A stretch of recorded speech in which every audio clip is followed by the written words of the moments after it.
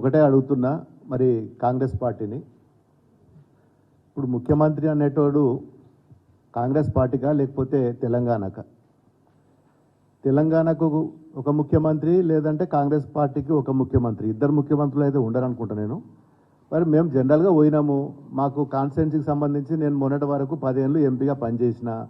మాకు మొత్తం జిల్లాలో ఎక్కడెక్కడ ఏం సమస్యలు ఉన్నాయి ఆ సమస్యల మీద నలుగురం కలిసి పోయినాము. మాకు కూడా తెలుసు ఏ కాన్స్టిట్యున్సీలో ఏ ఇబ్బందులు ఉంటాయి. పోయి మరి మా కాన్స్టిట్యున్సీలో ఈ ఇబ్బందులు ఉన్నాయి.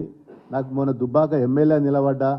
మరి దుబ్బాకలో నాకు ఒకటి మరి రెవెన్యూ డివిజన్ కావాలి, కొన్ని రోడ్లకు డబ్బులు కావాలి. ఇవన్నీ ఇవ్వాలని చెప్పి మరి నేను గౌరవ ముఖ్యమంత్రి గారిని రేవంత్ రెడ్డి గారిని కలిస్తే దాన్ని పెద్ద రాజకీయం చేసి పార్టీలకు వెళ్ళి పోతున్నారు.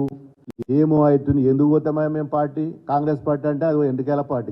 గిల్లకెళ్ళి మేము గల్లకి ఎందుకు పోతాం? ఉద్యమంలో ఉన్నప్పటి నుంచి డే 1 నుంచి 2001 నుంచి మేము పోరాటం చేసి తెలంగాణ తెచ్చుకున్నాము.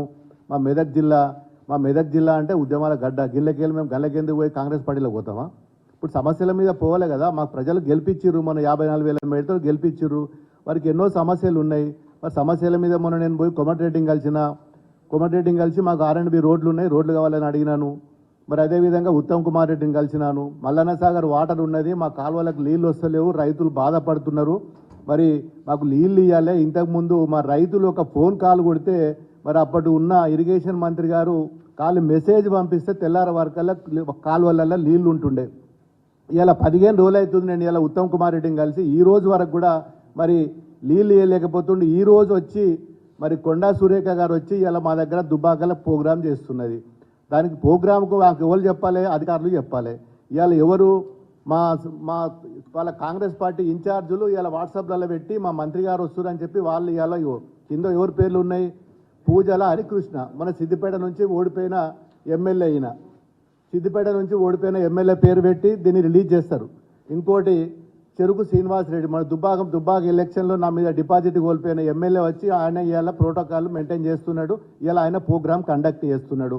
ఇక పోతే మరి అధ్యక్షుడు మరి ఏదైనా ప్రోగ్రాం చేస్తే ఎమ్మెల్యే గారు సభాధ్యక్షులు ఉంటారు. ఇలా మా పేరేమున్నది? ఇక్కడ కొండ సురేఖ, తర్వాత 4 మంత్రులు, కింద 4వ ప్లేసుల్లో 5వ ప్లేసుల్లో ఎమ్మెల్యే పేరు ఉన్నది. దీనికోసం మేము అడగడానికి పోతే ఇదో పెద్ద రాజకీయము. కాంగ్రెస్లో ఏదో మేము కలుస్తున్నాము, మా పార్టీకి ఏమో లేనట్టు, వాళ్ళది ఏదో పెద్ద దేశంలోనే పెద్ద పార్టీ పెద్ద ఉరగబెడుతున్నారు. ఆ కాంగ్రెస్ పార్టీలో పోయి మేము గెలుస్తున్నాం అని చెప్పి ఇలా రకరకాల జిమ్మిక్కులు చేసి టీవీలల్లో, పేపర్లల్లో, సోషల్ మీడియాలల్లో ఇదో పెద్ద డ్రామా. మరి మాకు ఏం అవసరము? మేము ఎందుకు పోతాము? మరి ముఖ్యమంత్రి అన్నప్పుడు మేము అందరి దగ్గర పోతాము, అందరు మంత్రుల దగ్గరకు పోయినాము. నేను 2 సార్లు ఎంపీ ఉన్న ప్రధానమంత్రిని కలిసిన, మంత్రులను కలిసినాము. రాష్ట్రానికి రావాల్సిన రైల్వే గురించి రైల్వే మంత్రులను కలిసినాము. హైవే గురించి నేషనల్ హైవే మంత్రి నితిన్ గడ్కరీని కలిసినాము. మరి సివిల్ సప్లై ఫుడ్ కార్పొరేషన్ మంత్రులను కలిసినాము. ఏ రోజు కూడా ఢిల్లీలో ఉన్నన్ని రోజులు మేము మంత్రులను కలిసి మాకు రావాల్సిన మరి తెలంగాణ రాష్ట్రానికి మా నియోజకవర్గం రావాల్సిన నిధుల గురించి కొట్లాడినాము. అదే తరహాలో ఇప్పుడు కూడా పోయినాం. ప్రధానమంత్రిని కూడా నేను 3 సార్లు కలిసిన. అదే తరహాలో ఈరోజు ముఖ్యమంత్రిని గారిని కలవడం తప్ప, మంత్రులను కలవడం తప్ప, అధికారులను కలవడం తప్ప, సెక్రటరియట్కి నేను పోయిన. ఇప్పటికి 4-5 సార్లు సెక్రటరియట్కి పోయిన అధికారుల దగ్గర మా ఫైల్స్ పట్టుకొని. ఎందుకు పోకూడదండి? దీన్ని పట్టుకొని వార్తలలో పెద్ద పేపర్లలో రాయడం అనేది కరెక్ట్ కాదు. మీరు మొన్న ఎలక్షన్లో ఇప్పుడు ఏమేమి వాగ్దానాలు చేసారో తెలుసు. 6 పథకాలు, 6 కాదు గ్యారంటీలు మీరు చేసిన 13 గ్యారంటీ పథకాలు చేసిండ్రు. అవి ఇస్తే మేము కూడా స్వాగతిస్తాము, మీరుని సన్మానిస్తాము, శాల్వాలు కప్తాము, బ్రహ్మాండంగా మీరుని ఊరేగిస్తాము.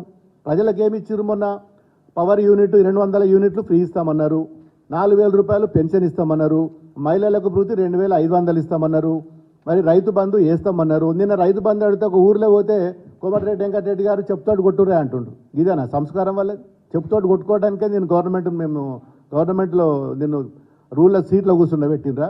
చెప్తోటి కొడితే అది ఏం సంస్కారం? అది ఇవి వాళ్ళు చేసే పనులు. ఇలా 15 రోజుల తర్వాత కూడా మాకు మల్లన్న సాగర్ ప్రాజెక్టులకి నీళ్ళు వదిలేక మొత్తం మన మొక్కజొన్నలు ఎండిపోతున్నాయి, పొద్దుతిరుగుడు ఎండిపోయింది, వరిసేనులు ఎండిపోతున్నాయి. తుకాలు నాటుకొచ్చిన తుకాలు కూడా మరి నాటేసుకుందామంటే కూడా నీళ్ళు వదులుతలేరు. 15 రోజుల తర్వాత ఇవాళ వచ్చి మంత్రి గారు వచ్చి ఇలా ప్రోగ్రాం పెట్టింది. దానికి ఎవరు? మొత్తం కాంగ్రెస్ కార్యకర్తలు వాళ్ళనే చీఫ్ గెస్టులు, వాళ్ళే స్టేజ్ మీద, వాళ్ళే ప్రోటోకాల్ దాంట్లో, వాళ్ళే అన్నిట్లలో కూడా వాళ్ళే. ఇలా వాళ్ళ సంస్కారం అది, మా సంస్కారం ఇది. మేము మొన్నటి వరకు కూడా ఇప్పుడు నా దగ్గర రఘునందన్ రావు గారు బీజేపీ ఎమ్మెల్యే ఉండే, వాళ్ళు సభాధ్యక్షులుగా వాళ్ళ ఫోటో మేము అది కూడా చూపిస్తాను నేను ఎట్లా పెట్టినాం మేము. మరి ఆ సంస్కారం కూడా లేకపోతే ఎట్లా వీళ్ళకు? ఫస్ట్ సభాధ్యక్షుడు మినిస్టర్ కింద పెట్టినాం, మరి అదే తరహాలో వీళ్ళు కూడా పెట్టాలి కదా గతంలో పెట్టినట్టు. అంటే రకరకాల తప్పు పని చేసి మీరు అనవసరంగా మమ్మల్ని బదనాం చేసి పార్టీలు మారుతుండనేది కరెక్ట్ కాదు. ఖచ్చితంగా ఈరోజు రేపు జరగబోయే ఎన్నికల్లో కూడా మరి మెదక్ పార్లమెంట్లో 100% గెలిచేది గులాబీ జెండా. మా ఎంపీగా మేము మా గౌరవ కేసీఆర్ గారు ఎవరైతే అభ్యర్థిని మరి అవకాశం ఇస్తాడో మరి దానికి 100% రేపు జరగబోయే ఎన్నికల్లో కూడా మీరు చేసిన వాగ్దానాలు, మీరు చేయబోయే వాగ్దానాలు ఏమున్నాయో అవన్నీ కూడా ఎండగడతాం. అవసరం అనుకుంటే మరి రోడ్డు మీదకి వస్తాం. మాకు ఏదైనా కొత్త ఏం కాదు. ధర్నాలు చేసైనా ఏదైనా ఇలా ప్రజలకు ఏదైతే మాట ఇచ్చిండ్రో మీరు ఆ మాట నిలబెట్టే వరకు కూడా మేము పోరాటం చేస్తాం. వచ్చే ఎన్నికల్లో కూడా ఖచ్చితంగా మెదక్ గడ్డ మీద ఎగిరేది గులాబీ జెండా. మా పార్టీ ఉన్నంతసేపు, మేము ఉన్నంతసేపు గులాబీ జెండా నిష్పెట్టి కేసీఆర్ నిష్పెట్టి ఎక్కడ పోయే అవసరము లేదు, మాకు ఉద్దేశము లేదు. మేము ఇప్పుడు కాదు, మళ్ళీ ముఖ్యమంత్రి గారిని నిన్న కలుసుడు కాదు, ఇంకా 100 సార్లు కూడా కలుస్తాం. సమస్యల మీద మా ప్రజల కోసం అందరు మంత్రులను కలుస్తాం, ముఖ్యమంత్రి గారిని కలుస్తాం. మరి ఇంకా 5 సంవత్సరాలు మ్యాండేట్ ఇచ్చిండ్రు, మరి ప్రతి నెలకు ఒకసారైనా కలుస్తాం, 2 నెలలకు ఒకసారైనా కలుస్తాం. ఏ అవసరం ఉన్నా కానీ ముఖ్యమంత్రులను, మంత్రులను, చీఫ్ సెక్రటరీలను అందరినీ కలుస్తాం. అవకాశం వాళ్ళు వాగ్దానాలు ఇచ్చినా తీయకపోతే కూడా దాని మీద కూడా అన్ని విధాల పోరాటం చేస్తాం. ప్రజల కోసం పోరాటం చేసిన పార్టీ ఇలా బీఆర్ఎస్ పార్టీ.